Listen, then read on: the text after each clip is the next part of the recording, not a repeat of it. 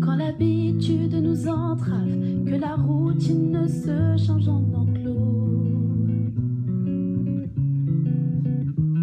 Quand la joie cède sa place à la solitude manque, c'est alors que nous déclarons que nous sommes libres.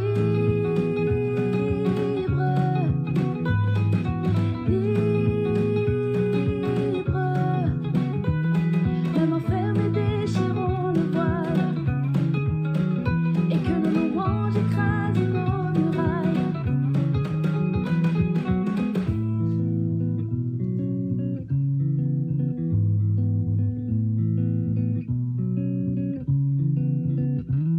Jamais elles ne se lasseront si nos familles demeurent en ta présence. Que les murs de nos maisons soient le lieu d'un renouvellement. Quand nos chambres et nos salons sont devenus l'estrade de nos chants. Et c'est alors que nous chantons, afin que le monde voie et qu'il entende. L'Église a même encore chanté libre, libre.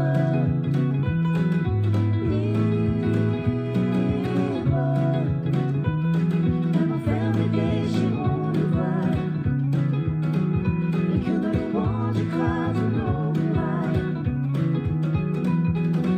Libre, libre.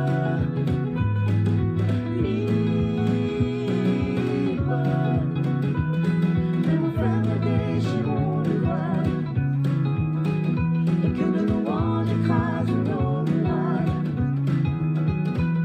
Même enfermés déchirons le voile et que nos louanges écrasent nos murailles.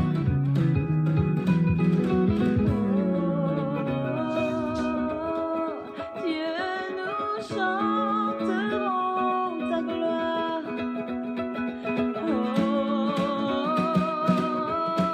Rien ne nous arrêtera.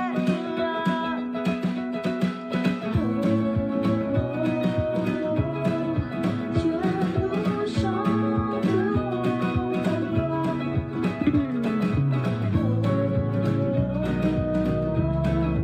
Rien ne nous arrêtera. Même enfermés déchirons le voile et que nos louanges écrasent nos murailles.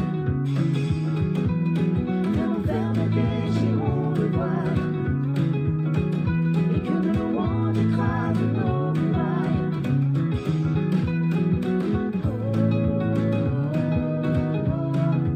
Dieu, nous chanterons ta gloire.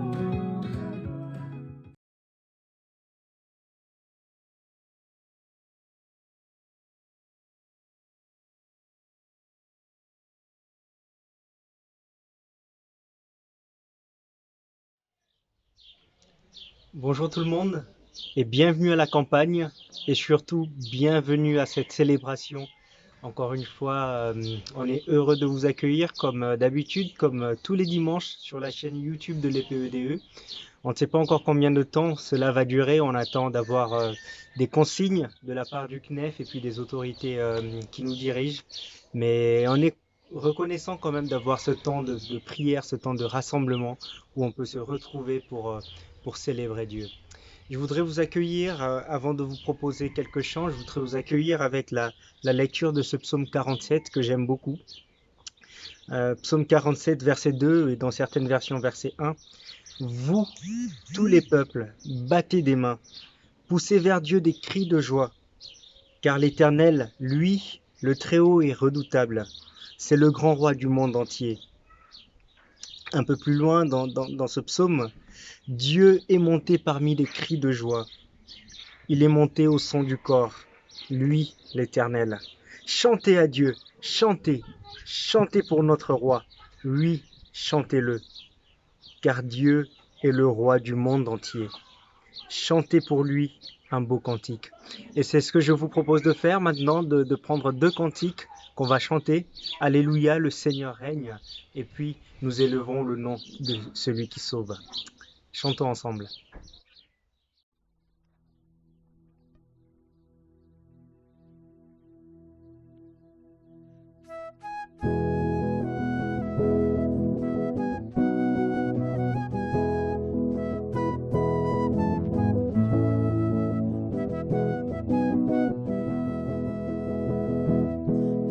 Alléluia, Alléluia, Alléluia, le Seigneur règne. Alléluia, Alléluia, Alléluia, le Seigneur Tout-Puissant règne. Il a montré sa puissance et triomphé avec force. Il est vainqueur sur les ténèbres et la mort. Il a brisé toutes nos chaînes, libéré les prisonniers. Par sa grâce nous sommes sauvés. Alléluia, Alléluia, Alléluia, le Seigneur règne. Alléluia, Alléluia, Alléluia, le Seigneur Tout-Puissant règne. Il a montré sa puissance et triomphé avec force. Il est vainqueur sur les ténèbres et la mort. Il a brisé toutes nos chaînes, libéré les prisonniers. Par sa grâce nous sommes sauvés. Alléluia, Alléluia, Alléluia, le Seigneur règne. Alléluia, Alléluia, Alléluia, le Seigneur Tout-Puissant règne. Alléluia, le Seigneur Tout-Puissant règne. Alléluia, le Seigneur Tout-Puissant règne.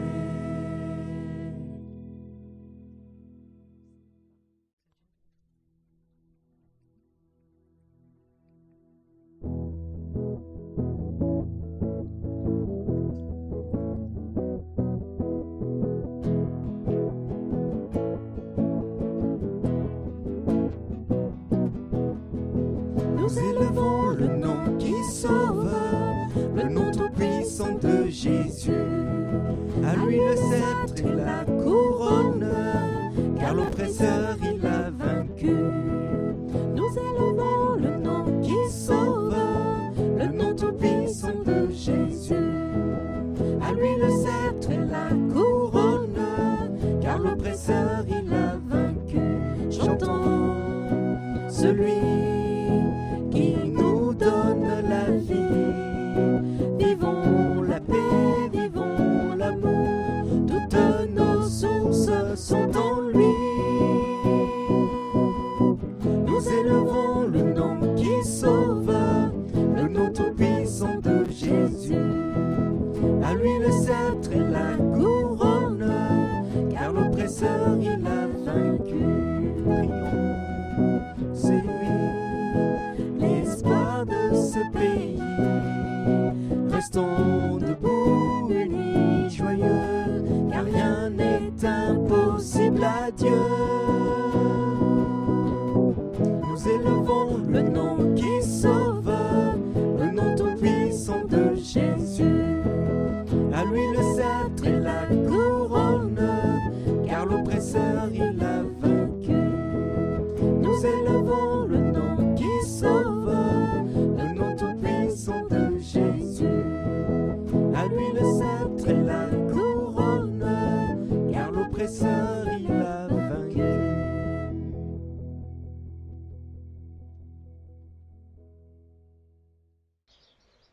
Amen. Alléluia, le Seigneur règne, et puis nous élevons le nom qui sauve, le nom tout-puissant de Jésus-Christ. On va poursuivre en même temps, j'imagine que vous avez entendu ces quelques soucis techniques, dettes techniques, et j'espère que vous avez chanté suffisamment fort pour les couvrir et pour ne pas entendre tous les couacs que j'ai pu faire à la guitare. On va poursuivre avec ce qui aussi m'a motivé pour la préparation de cette louange, toujours des psaumes. Psaume 103, versets 1 et 2, que tout mon être bénisse l'Éternel, que tout ce que je suis bénisse le Dieu saint, que tout mon être bénisse l'Éternel sans oublier aucun de ses bienfaits. Encore un autre psaume, je bénirai l'Éternel en tout temps, et à jamais mes lèvres loueront l'Éternel. Mon sujet de fierté, c'est l'Éternel. Que les humbles l'entendent et qu'ils se réjouissent, venez proclamer avec moi que l'Éternel est grand, exaltons-le ensemble. Et enfin, dernier psaume, je t'exalterai, ô mon Dieu, mon roi, je te bénirai jusque dans l'éternité. Tous les jours, je te bénirai et je te louerai jusque dans l'éternité. L'Éternel est grand et très digne de louange, sa grandeur est insondable. Que chaque génération dise à celle qui la suit, combien ses œuvres sont belles, qu'elle publie ses exploits. Et c'est ce qu'on veut faire avec les prochains cantiques, chanter, publier les bienfaits de l'Éternel. Et à la suite de cela, je vous propose un temps de prière chez vous.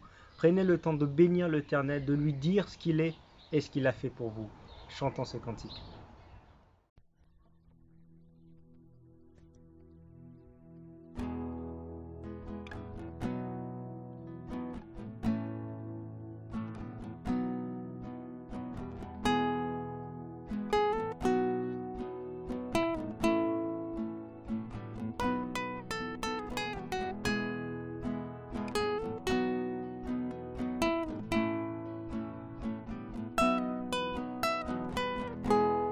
Je demeure à l'abri de tes ailes.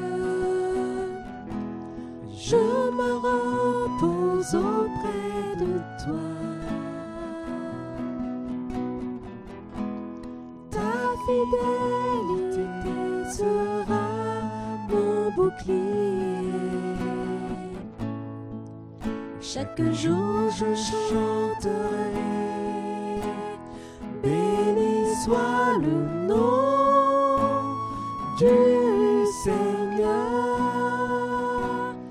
Béni soit le nom du Seigneur.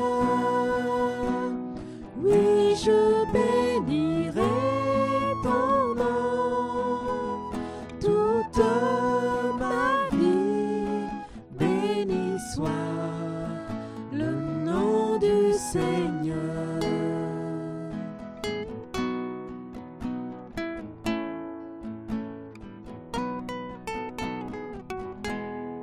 Je veux chanter ton nom, Seigneur. Chaque jour tu prends mes fardeaux. Ta fidélité fera mes délices. Chaque jour je chanterai. Béni soit le nom du Seigneur. Béni soit le nom du Seigneur. Oui, je bénirai ton nom toute ma vie. Béni soit le nom du Seigneur. Béni soit le nom du Seigneur. Oui, béni soit le nom du Seigneur. Oui, je bénirai ton nom toute ma vie. Béni soit le nom du Seigneur. Béni soit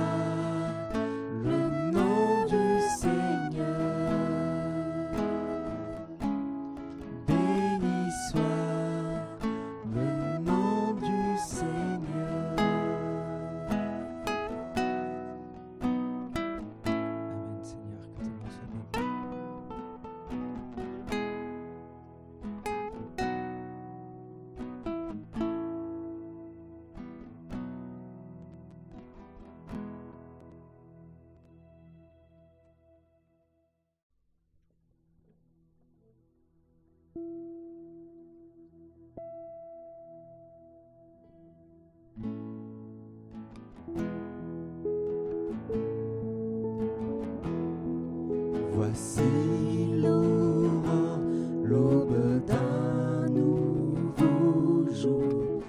Pour toi un chant doit s'élever devant ceux qui m'attendent et ceux qui pourraient arriver. Qu'à la fin du jour je te chante encore.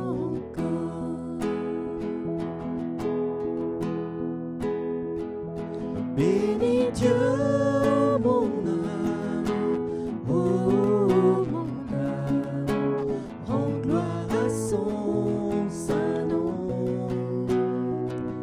Oh, chante comme jamais, oh mon âme, rends gloire à son saint nom.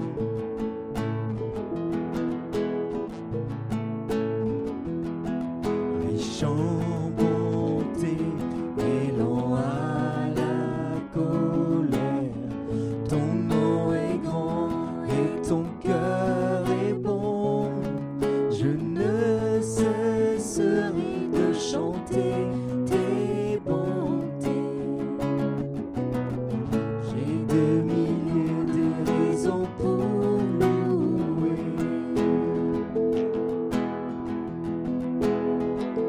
Bénis Dieu, oh mon âme, oh mon âme, rends gloire à son saint nom.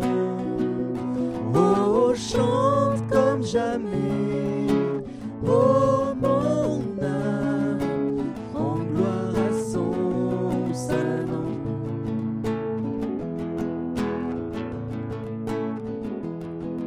Un jour viendra, je n'aurai plus de force. Mon heure venue, la fin sonnera. Pourtant mon âme chantera tes louanges. Pendant des milliers d'années, oui, sans fin. Bénis Dieu, oh mon âme, oh mon âme, rends gloire à son saint nom.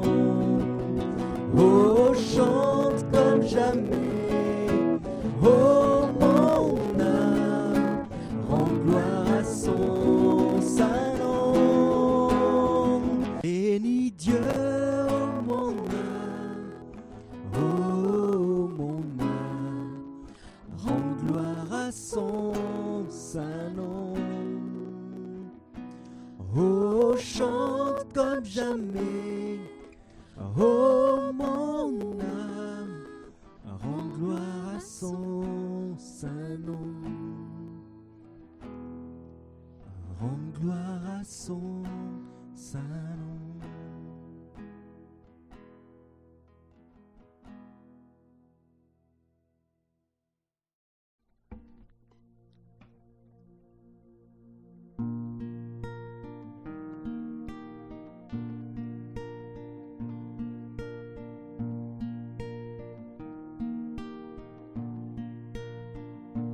Je t'exalterai, Seigneur, parmi toutes les nations. Je célébrerai, je chanterai ta gloire.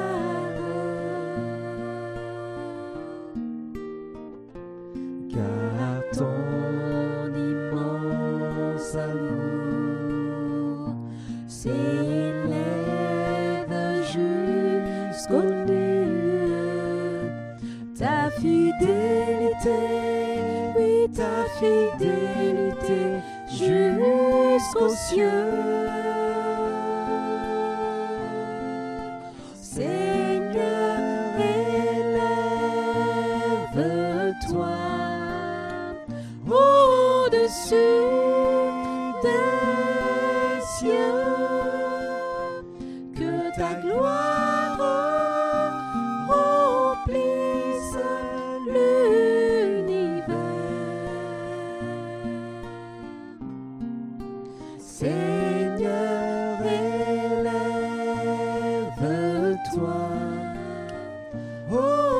au-dessus des cieux, que ta gloire remplisse l'univers.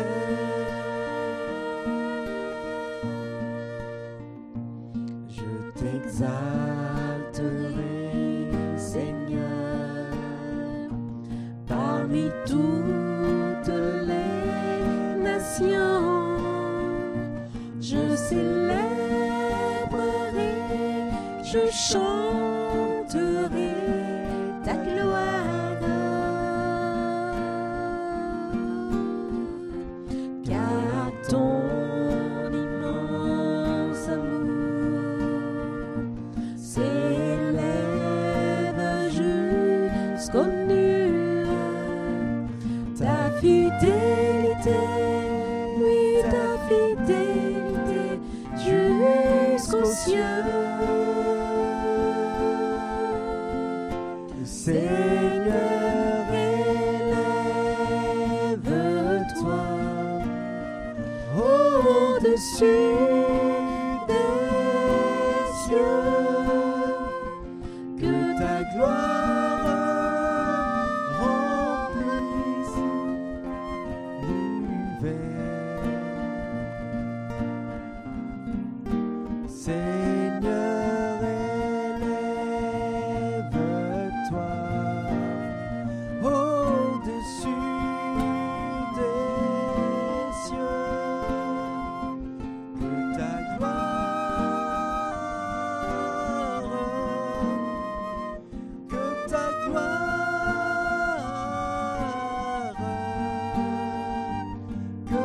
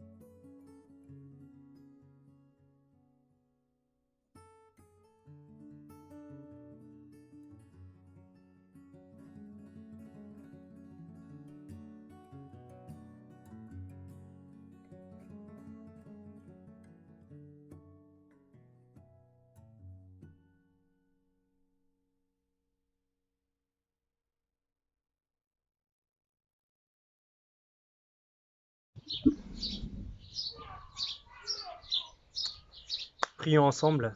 Dieu notre Père, on veut vraiment te bénir, te célébrer pour qui tu es et pour ce que tu fais pour nous. Seigneur, tu prends soin de nous, tu veilles sur nous et encore une fois, dans cette période difficile, tu es là à nos côtés. Seigneur, maintenant, on veut ouvrir nos cœurs à ta parole, écouter ce que tu as à nous communiquer. Je prie pour Nicolas, que tu le bénisses et que tu l'inspires, et pour nous, que nos cœurs soient attentifs à ce que tu vas nous dire. Je te prie au nom de Jésus-Christ. Amen. Bonjour à tous, j'espère que cette vidéo vous trouve en pleine forme. Merci d'être fidèles au rendez-vous de nos cultes EPEDE, encore ce matin. On va continuer la série sur 1 Thessaloniciens. C'est Bruce la semaine dernière qui nous a emmenés dans la première partie du chapitre 4, où il nous a parlé de comportement, il nous a parlé de sanctification, il nous a parlé aussi d'amour les uns pour les autres. Et moi je vais donc continuer ce chapitre 4 jusqu'à la fin, où il est question de l'enlèvement de l'Église.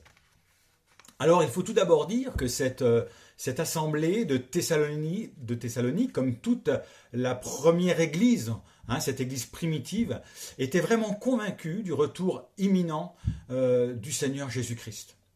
En fait, ils recevaient les enseignements des apôtres, en l'occurrence ici de Paul et de Silas, mais ces enseignements étaient conformes à ce que Jésus nous dit dans ce que nous connaissons aujourd'hui, les évangiles qui sont écrits. Et si on lit dans Jean 14, verset 3, on lit ceci: « Puisque je vais vous préparer une place, c'est Jésus qui parle, je reviendrai et je vous prendrai avec moi, afin que là où je suis, vous y soyez aussi. Vous savez où je vais et vous en connaissez le chemin. » Voilà donc ce que Paul et Silas ont enseigné aux Thessaloniciens. Donc, cette communauté est vraiment persuadée que Jésus va revenir de façon imminente et qu'ils n'auront pas besoin de passer par la mort. Or, ce qui se passe, on en a parlé, il y a de la persécution et on pense que c'est dû à cette persécution qu'il y a eu des premiers décès dans cette communauté de chrétiens. Et donc, des frères, des sœurs sont décédés alors même que Jésus n'était pas revenu. Et ces Thessaloniciens ont donc une question, et cette question c'est: qu'en est-il de ceux qui sont morts en Christ avant que Jésus ne revienne? Souvenez-vous, ils ont les enseignements de l'Ancien Testament, en tout cas ils connaissent l'Ancien Testament, puisque Paul et Silas vont prêcher dans le temple. Et c'est là qu'on va avoir des personnes, donc des juifs, des non-juifs, qui étaient fidèles au temple et qui vont se convertir, qui vont se tourner vers Jésus-Christ. Donc ils avaient les enseignements de l'Ancien Testament. L'Ancien Testament parle du jour du Seigneur, parle de la grande tribulation, de ce genre d'événements, mais l'Ancien Testament ne parle pas de l'enlèvement à proprement parler. Et c'est pourquoi Paul en parle en utilisant le mot mystère. C'est dans 1 Corinthiens, chapitre 15, verset 51. « Voici, je vous dis, un mystère. Nous ne mourrons pas tous, mais tous nous serons transformés en un instant, en un clin d'œil, au son de la dernière trompette, etc., etc. » Paul emploie le mot mystère lorsqu'il parle de concepts qui étaient cachés aux yeux du lecteur de l'Ancien Testament, mais qui sont maintenant révélés à l'Église. Donc Paul, au travers de ces versets de 1 Thessaloniciens, va répondre à cette question, va répondre à cette préoccupation des Thessaloniciens en rapport donc avec ceux qui sont décédés avant le retour de Christ. Je vous propose maintenant de lire donc ces versets. 1 Thessaloniciens 4, versets 13 à 18. « Nous ne voulons pas, frères et sœurs, que vous soyez dans l'ignorance au sujet de ceux qui sont morts, afin que vous ne soyez pas dans une tristesse comme les autres qui n'ont pas d'espérance. En effet, si nous croyons que Jésus est mort et qu'il est ressuscité, nous croyons aussi que Dieu ramènera par Jésus et avec lui ceux qui sont morts. Voici ce que nous vous déclarons d'après la parole du Seigneur. Nous les vivants, restés pour le retour du Seigneur, nous ne devancerons pas ceux qui sont morts. En effet, le Seigneur lui-même a un signal donné, à la voix d'un archange et au son de la trompette de Dieu, descendra du ciel et ceux qui sont morts en Christ ressusciteront d'abord. Ensuite, nous qui serons encore en vie, nous serons tous ensemble enlevés avec eux sur des nuées à la rencontre du Seigneur dans les airs. Et ainsi, nous serons toujours avec le Seigneur. Encouragez-vous donc les uns les autres par ces paroles. Alors dans ce passage, il est tout d'abord question déjà de la mort. Et Paul parle ne soyez pas comme les autres. On ne veut pas que vous soyez comme les autres, ceux qui n'ont pas d'espérance. Donc on va déjà parler de la mort pour les autres.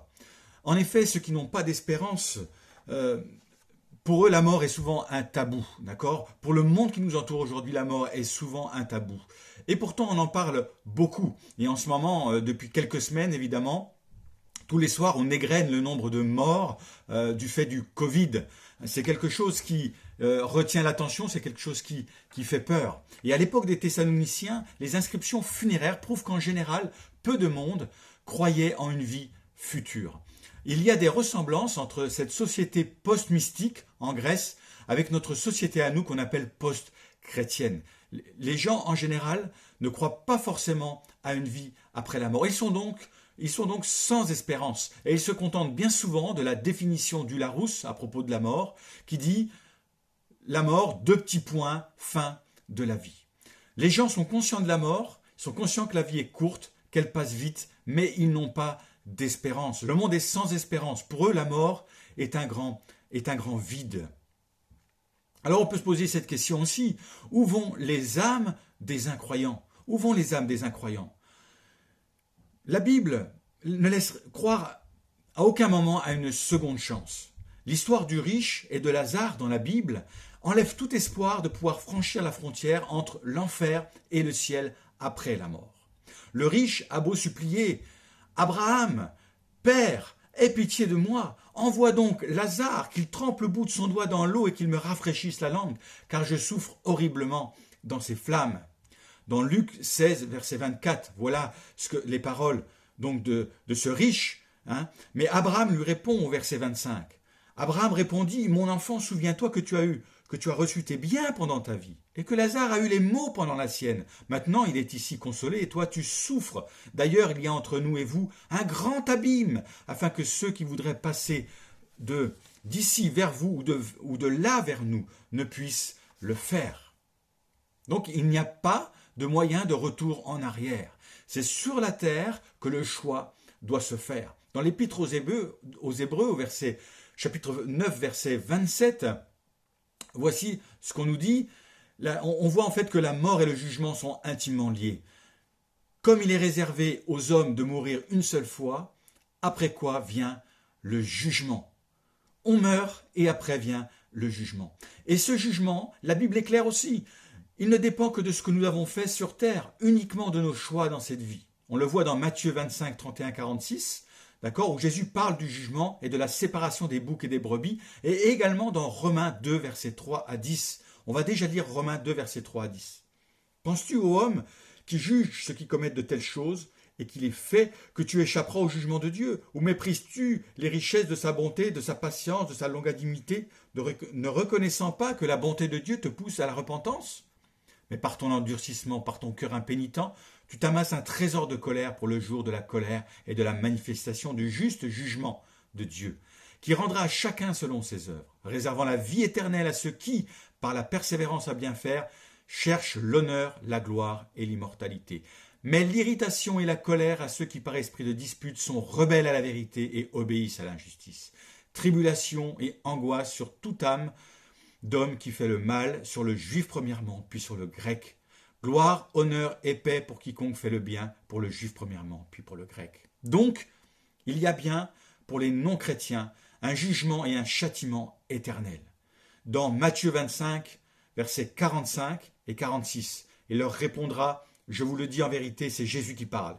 Toutes les fois que vous n'avez pas fait ces choses, à l'un de ces plus petits, c'est à moi que vous ne les avez pas faites. Et ceux-ci iront au châtiment éternel, mais les justes à la vie éternelle. On voit donc que l'âme n'est pas annihilée, comme certains le prétendent, c'est-à-dire qu'elle ne disparaîtrait pas. Il n'y a pas de purgatoire non plus, mais je reviendrai là-dessus un peu plus loin. Il y a seulement deux solutions possibles, 2 directions possibles. C'est d'un côté un châtiment éternel et de l'autre une vie glorieuse et éternelle. Et pour ceux qui n'ont pas mis leur confiance dans le sacrifice de Jésus pour leurs péchés, il n'y a rien d'autre qu'un châtiment éternel. Alors qu'en est-il de la mort pour les chrétiens? Qu'en est-il de la mort pour les chrétiens? Pourquoi les chrétiens doivent-ils mourir d'abord? Eh bien, on se rend compte que, tout d'abord, la mort est l'issue finale d'une vie dans un monde déchu. La mort des humains est apparue après la chute dans le jardin d'Éden. On lit ça dans Genèse 2, verset 17. Mais tu ne mangeras pas de l'arbre de la connaissance du bien et du mal, car le jour où tu en mangeras, tu mourras. Et on sait ce qui s'est passé au chapitre suivant. Désobéissance, on mange de l'arbre de la connaissance du bien et du mal, et la mort rentre dans la vie des êtres humains. La mort rentre dans le jardin d'Éden. Dieu a décidé donc de ne pas appliquer d'une seule traite toutes les bénédictions qui découlent de la mort rédemptrice de Jésus à la croix. Jésus à la croix, sa mort, c'est une rédemption, c'est un rachat, c'est une instauration dans une nouvelle identité. Mais nous devons toujours passer par la mort. Nous vivons toujours dans un monde déchu et notre expérience du salut reste incomplète. La mort est l'élément de ce monde déchu qui sera anéanti en dernier. En dernier, c'est Corinthiens par exemple, chapitre 15, versets 24 à 26, nous dit ceci. Ensuite viendra la fin, quand il remettra le royaume à celui qui est Dieu et Père, après avoir anéanti toute domination, toute autorité, toute puissance. En effet, il faut qu'il règne jusqu'à ce qu'il ait mis tous ses ennemis sous ses pieds, et le dernier ennemi qui sera anéanti, c'est la mort. Et encore dans 1 Corinthiens 15, versets 54-55, lorsque ce corps corruptible aura revêtu l'incorruptibilité et que ce corps mortel aura revêtu l'immortalité, alors s'accomplira cette parole de l'Écriture. La mort a été engloutie dans la victoire. Ô mort, où est ta victoire? Ô mort, où est ton aiguillon? Oui, la mort ne devrait pas exister dans le monde créé par Dieu. Cette mort ne devrait pas exister. Elle est l'ennemi que Christ finira par anéantir. Mais en attendant ce jour, il faut que les chrétiens vivant dans ce monde déchu passent par la mort. En effet, d'accord, tout comme les autres, les chrétiens vieillissent, tombent malades, sont victimes de blessures ou de catastrophes naturelles. Même si le Seigneur peut nous garder d'un certain nombre de ces choses, les chrétiens vieillissent et certains tombent malades et on doit passer par la mort avant d'aller au ciel. Qu'en est-il de ma mort en tant que chrétien? En ce qui concerne notre mort, on ne devrait pas la craindre, mais elle devrait nous réjouir au contraire car elle est la perspective d'une vie pour l'éternité avec Jésus. Paul nous dit ceci dans 2 Corinthiens 5, verset 8, « Nous sommes pleins de confiance et nous aimons mieux quitter ce corps et demeurer auprès du Seigneur. » Oui, quelque part, nous aimons mieux quitter ce corps et demeurer auprès du Seigneur pour l'éternité parce que c'est une espérance extraordinaire. Dans Philippiens encore, chapitre 1, verset 21-23. Car Christ est ma vie et la mort m'est un gain, mais s'il est utile pour mon œuvre que je vive dans la chair, je ne saurais dire ce que je dois préférer. Je suis pressé, tiraillé des deux côtés. J'ai le désir de m'en aller et d'être avec Christ, ce qui, de beaucoup, est le meilleur. Il faut préciser tout de suite que quand Paul dit ça, il est âgé, d'accord? Il est âgé, il est en prison, il ne sait pas s'il va être relâché ou s'il va être condamné. Et c'est aussi quelqu'un qui est célibataire, qui est sans enfant. Ça, il faut l'avoir à l'esprit. Ce que je veux dire par là, c'est que c'est aussi normal d'être attaché à la vie terrestre lorsqu'on a une épouse, des enfants, une famille. Et même Paul le dit au verset suivant, verset 24, dans la version du Semeur. « Mais il est plus nécessaire que je demeure dans ce monde à cause de vous. Car j'en suis convaincu. Je sais donc que je resterai et que je demeurerai parmi vous tous pour contribuer à votre progrès et à votre joie dans la foi. » Il est tiraillé parce que d'un côté, il veut aller au ciel, mais de l'autre, il sait qu'en restant sur terre, il va être utile à ceux qu'il aime, à l'Église, pour contribuer au progrès des chrétiens dans la foi. Il veut donc être un instrument de bénédiction pour ceux qui restent. Pour résumer, le chrétien ne devrait pas avoir peur de la mort. Il sait que son Seigneur bien-aimé l'attend au ciel pour l'accueillir. Mais c'est aussi normal d'avoir envie de rester sur terre avec ceux qu'on aime, avec notre famille, avec l'Église pour être un témoin et pour participer à leur épanouissement. Ensuite, qu'en est-il de la mort d'amis ou de parents qui sont chrétiens? Si on peut se réjouir à la perspective de notre propre mort, quand il s'agit d'amis ou de parents, c'est un peu différent. Et nous éprouvons une profonde tristesse. Certes, il y a de la joie parce qu'on sait qu'ils vont au ciel, mais nous sommes aussi tristes. Et c'est quelque chose de normal, et c'est quelque chose qui n'est pas nouveau. Si on lit dans Acte 8, verset 2, à la mort d'Étienne, qui a été lapidé par la foule, il nous est dit que quelques hommes pieux enterrèrent Étienne et le pleurèrent beaucoup. Pourtant, c'était très clair en ce qui concernait Étienne. Il se dirigeait tout droit vers le ciel. Avant son exécution imminente, il s'écria dans Actes 7, verset 56, « Écoutez, je vois le ciel ouvert et le Fils de l'homme debout à la droite de Dieu. » Et ses dernières paroles furent « Seigneur Jésus, reçois mon esprit. » Seigneur, ne leur tiens pas compte de ce péché. Dans Actes 7, 59, 60, cet événement se passe à Jérusalem, d'accord? C'est là que sont les apôtres. Les apôtres ont vu Jésus ressusciter. Ils ont vu Jésus monter au ciel. Ils sont convaincus qu'Étienne va aller au ciel. Pourtant, des hommes pieux pleurèrent la mort d'Étienne. En fait, ils ont perdu un être cher, ils ont perdu un compagnon d'œuvre, et c'est tout à fait normal pour eux de pleurer. D'ailleurs, Jésus lui-même, à la mort de Lazare, il est écrit que Jésus pleura. C'est le plus petit verset de la Bible, Jean 11, verset 35, Jésus pleura. Jésus, homme, voit son ami Lazare mort, il voit la tristesse que cela provoque dans sa famille, les larmes de ses sœurs et de ses amis. Il était sans doute aussi triste de voir cette mort incongrue qui n'aurait jamais dû exister dans un monde créé par Dieu. En tout cas, Jésus pleura la mort de Lazare. Bien sûr, cette tristesse est passagère chez le chrétien, car il sait que l'âme du défunt croyant va aller directement auprès de son Sauveur et de son Seigneur. Et c'est une grande consolation. Lorsqu'un croyant meurt, il va donc directement au ciel. Son âme va directement au ciel. La mort, c'est l'interruption de la vie physique. Quand je meurs, mon corps va être enterré en terre, pourrir, mais mon âme va directement au ciel auprès de Dieu. Regardez ce que Jésus dit au brigand qui est crucifié à côté de lui sur la croix et qui reconnaît en Jésus le Fils de Dieu. Il lui dit, « Je te dis en vérité, je te l'assure, aujourd'hui même tu seras avec moi dans le paradis. » Luc 23, verset 43. « Aujourd'hui même tu seras avec moi dans le paradis. » Et je précise rapidement ici que la Bible n'enseigne pas la doctrine du purgatoire. Qu'est-ce qu'on nous dit sur le purgatoire? Ça serait un lieu d'attente où les âmes des croyants vont pour parfaire leur purification, d'accord, jusqu'à ce qu'elles soient prêtes à être admises au ciel. Selon ce point de vue, les souffrances du purgatoire sont offertes à Dieu en remplacement du châtiment pour leurs péchés que les chrétiens auraient dû subir sur terre, mais auxquels ils ont échappé. À savoir que cette doctrine s'appuie sur des livres apocryphes et qu'elle n'est pas du tout enseignée ni dans l'Ancien Testament, ni dans le Nouveau Testament. Cette doctrine amène également à prier pour les morts, ce qui, on le sait, est contraire aussi à la parole de Dieu. Et elle remet en question quelque part la doctrine de l'expiation par le sang de Jésus. Vous savez que la notion de sacrifice expiatoire pour les morts va à l'encontre explicite du Nouveau Testament, selon lequel Christ seul s'est offert en sacrifice expiatoire. Je précise aussi une deuxième chose, c'est que la Bible n'enseigne pas non plus l'endormissement de l'âme. Quand la Bible décrit la mort comme l'endormissement de l'âme, un sommeil, c'est tout simplement pour souligner le caractère temporaire de la mort, comme le sommeil est temporaire. Et ce sens apparaît dans Jean 11, verset 1, lorsque justement Jésus parle de la mort de Lazare.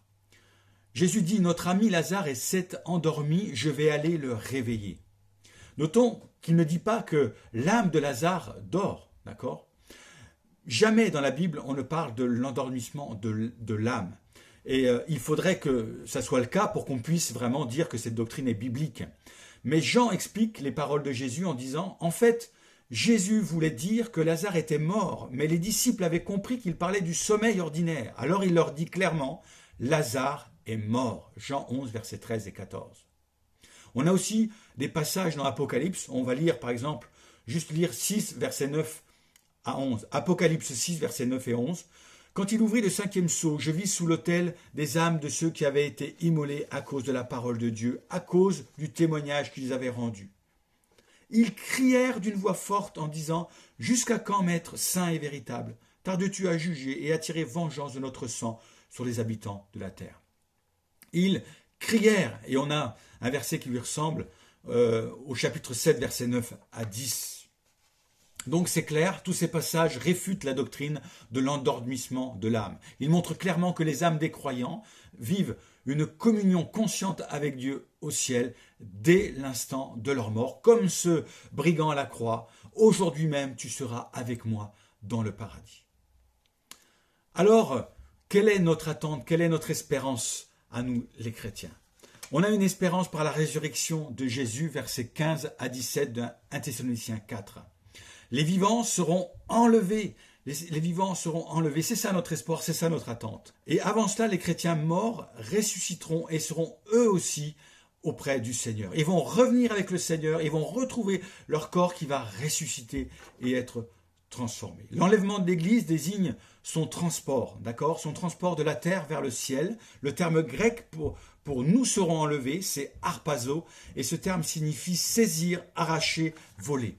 Le Nouveau Testament l'emploie pour Philippe lorsqu'il est enlevé près de Gaza et emmené à Césarée. Ce terme enlevé, c'est harpazo. Et aussi pour Paul lorsqu'il est ralvi, enlevé au troisième ciel dans 2 Corinthiens, dans Actes 8, verset 38. Paul ravi et enlevé jusqu'au 3e ciel, c'est ce terme aussi, ravi, c'est harpazo. Le terme utilisé donc dans 1 Thessaloniciens désigne incontestablement le déplacement d'hommes de la terre vers le ciel. Notons que ça n'est pas quelque chose de nouveau dans la Bible. En effet, déjà dans l'Ancien Testament, on nous parle d'événements qui ressemblent à cela. On parle notamment d'Hénoch dans Genèse 5, versets 1 à 24. Hénoch, âgé de 65 ans, engendra Méthusélah. Hénoch, après la naissance de Méthusélah, marcha avec Dieu 300 ans, et il engendra des fils et des filles.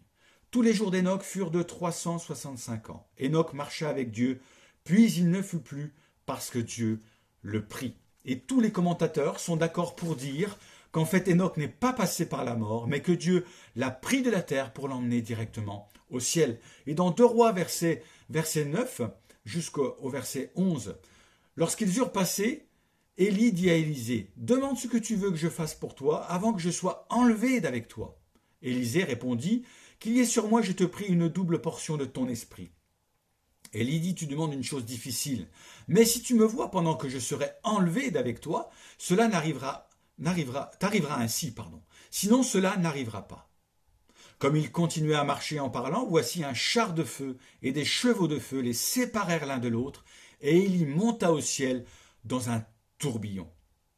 Élie est pris physiquement alors qu'il est en train de parler à Élisée. Il est pris physiquement et emmené dans un tourbillon directement dans le ciel. Donc on voit ça aussi avec Jésus qui lui-même était en train dans les actes, début des actes, Jésus est en train de parler avec ses disciples et tout d'un coup, la Bible nous dit qu'il monte au ciel et que les disciples restent là, ébahis à le voir monter et qu'il disparaît aussi dans une nuée. Donc on voit que cette notion d'enlèvement, cette ascension de Jésus, et on voit pour Hénoch, pour Élie, on voit que c'est une notion qui n'est pas nouvelle, mais que c'est quelque chose qu'on retrouve déjà dans la parole de Dieu.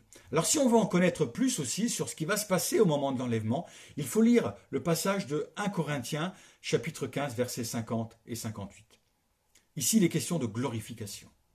Ce que je veux dire, frères et sœurs, c'est que notre nature actuelle ne peut pas hériter du royaume de Dieu, et que ce qui est corruptible n'hérite pas non plus de l'incorruptibilité. Voici, je vous dis un mystère. Nous ne mourrons pas tous, mais tous nous serons transformés. En un instant, en un clin d'œil au son de la dernière trompette. La trompette sonnera, alors les morts ressusciteront incorruptibles et nous serons transformés. Il faut en effet que ce corps corruptible revête l'incorruptibilité et que ce corps mortel revête l'immortalité. Lorsque ce corps corruptible aura revêtu l'incorruptibilité, ce corps mortel aura revêtu l'immortalité, alors s'accomplira cette parole de l'Écriture. La mort a été engloutie dans la victoire, on l'a lu tout à l'heure, ô mort où est ton aiguillon, ô mort où est ta victoire. L'aiguillon de la mort, c'est le péché, et ce qui donne la puissance au péché, c'est la loi. Mais que Dieu soit remercié, lui qui nous donne la victoire par notre Seigneur Jésus-Christ. Ainsi, mes frères et sœurs bien-aimés, soyez fermes, inébranlables, travaillez de mieux en mieux à l'œuvre du Seigneur, sachant que votre travail n'est pas sans résultat dans le Seigneur. Donc on va voir maintenant les différents événements qui vont se dérouler au moment de cet enlèvement, au travers de ces deux passages de 1 Corinthiens et de Thessaloniciens. Tout d'abord, c'est le retour de Christ au verset 16. Le Seigneur lui-même reviendra pour son peuple dans toute sa splendeur. Certes, il ne posera pas les pieds sur terre, mais il va revenir. On le verra dans le ciel et c'est un retour glorieux. Et ce retour va sonner comme un avertissement pour ceux qui ne seront pas pris avec le Seigneur. D'accord ? Ça sera un avertissement solennel, un avertissement pour eux, pour qu'ils se tournent définitivement vers Jésus-Christ. Ensuite, on a une résurrection. Une résurrection. À ce moment-là, les morts en Christ ressusciteront. Le corps de ces morts en Christ, des frères et sœurs qui sont morts en Christ, eh bien, ressusciteront, d'accord, premièrement, nous dit ce passage. Et tout se produira instantanément. Ils ressusciteront et seront transformés et revêtiront donc leur corps incorruptible et immortel. Le mot traduit par instant est de la racine du mot qui a donné atome en français. Et quand on a trouvé ce mot, on pensait que l'atome était indivisible. Donc ça veut dire que tous ces événements se passent vraiment en un instant, en un clin d'œil, de façon quasiment indivisible. C'est ensuite un enlèvement. D'accord, au verset 17. Les croyants en vie à ce moment-là seront enlevés. Les vivants en Christ seront amenés dans la présence de Dieu sans avoir à passer par la mort de Christ. Donc on a le retour de Christ, la résurrection de ceux qui sont morts en Christ, l'enlèvement de ceux qui sont encore vivants, et puis c'est une réunion puisqu'on va se rencontrer, on va aller rencontrer notre Seigneur glorieux dans les airs, et aussi nos frères et nos sœurs morts en Christ. Donc cet événement est aussi une réunion.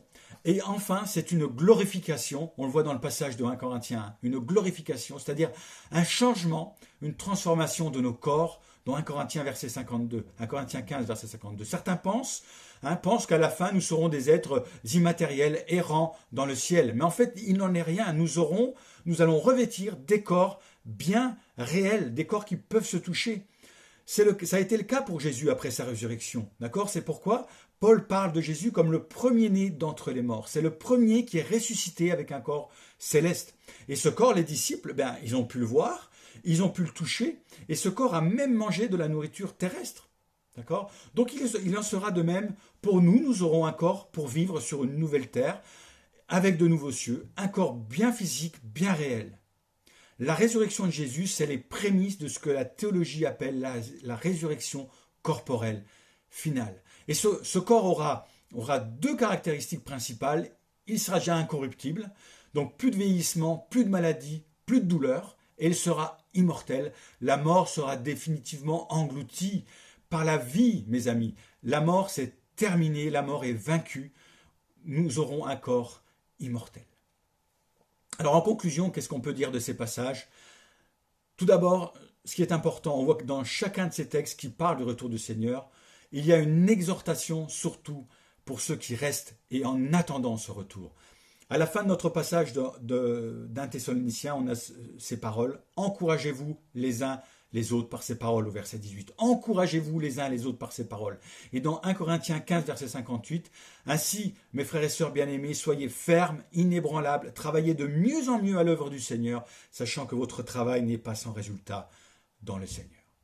Donc ce qui est important ici, c'est l'application de cette attente. On a besoin de paroles d'encouragement les uns pour les autres. Il faut aussi qu'on se motive. Il faut vivre dans cette espérance. Notre espérance, c'est aussi le retour de Jésus, être revêtu d'un corps incorruptible, vivre avec lui sur une nouvelle terre et sur de nouveaux cieux pour l'éternité. C'est le retour de quelqu'un qu'on connaît, de Jésus, de quelqu'un qui nous aime. Ça veut dire aussi que dans l'histoire, il y a un aboutissement, d'accord ? Il y a un but, il y a une direction. Nous ne sommes pas emportés à tout vent, mais nous savons où nous allons. Nous savons où nous allons et ça c'est très important. C'est Dieu qui est au contrôle de chaque événement dans notre vie. Ça nous devons vraiment en être convaincus. Cette vérité implique une vie et une existence au-delà de notre vie terrestre. D'accord ? Et notre objectif ultime, c'est pas forcément ce que notre vie terrestre, mais c'est bien une vie céleste au-delà de cette vie sur terre. Une vie auprès du Seigneur. Quand nous vieillissons, que nos cheveux tombent, que l'arthrite commence à se faire sentir, l'idée d'une vie de résurrection devient alors très désirable. Car notre espoir, c'est pas de vivre 70, 80 ou 90 ans, mais notre espoir, c'est d'avoir un corps incorruptible et immortel. Voilà ce que je voulais dire là-dessus. Et on peut aussi se poser la question de savoir quand cet événement se produira. Eh bien, Dan va certainement nous en parler la semaine prochaine. Je dirais simplement ceci, seul le Père connaît le jour et l'heure. Jésus, homme, lui-même disait, seul le Père connaît l'heure du retour. Dans tous les siècles, on a eu des gens qui ont voulu nous faire croire que savaient quand Jésus allait revenir. Les témoins de Jéhovah, par exemple, ont annoncé plusieurs fois le retour de Jésus, et le dernier, c'était en 1914. Mais comme personne n'a rien vu venir, eux, ils disent pour se défendre, si, Jésus est revenu, mais personne n'a rien vu, bien sûr. Donc on ne sait pas, et il faut être toujours prêt. C'est ça aussi l'application principale de ces passages, c'est qu'il faut être toujours prêt à la rencontre de notre Seigneur. Soit que nous mourions, soit que nous soyons enlevés, il faut toujours être prêt à rencontrer Dieu. Donc, on ne sait pas le jour et il faut être prêt.